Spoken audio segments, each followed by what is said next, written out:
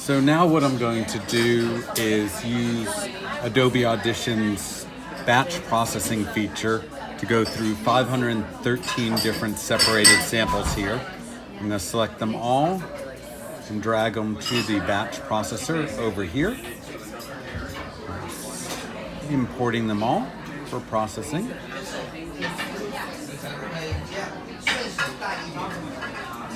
Waiting for them to show up. I've got the spinning circle there, but that's a lot of files. So it may take a moment. There they are.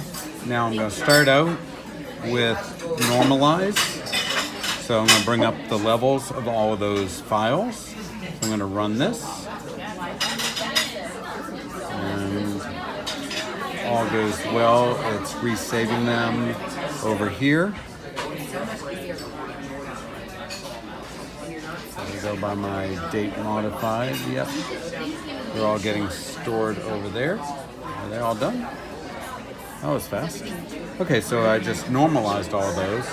And now what I'm going to do is I'm going to fade in the start only, which is just a little tiny millisecond thing, just to get rid of any weird little blip that's at the start of the samples.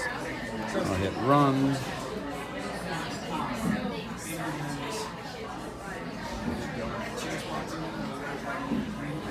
And I haven't even gone through these samples yet, but I'm just prepping them all. There may be random talking and things in a few of the samples there as well.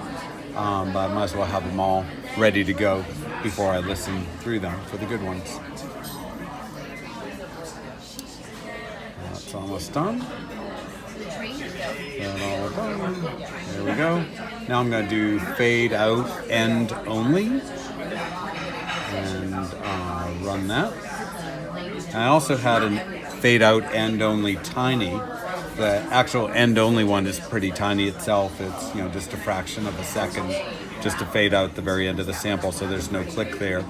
But in some instruments, you might want that very, very ending of the sound. And if that's the case, I have the fade out end only tiny, which is just a couple wave cycles, just to get rid of a click, but not make any fade out, not even for a fraction of a second. Okay, well, we're all done. Just did, weeks and weeks of processing by hand in just seconds.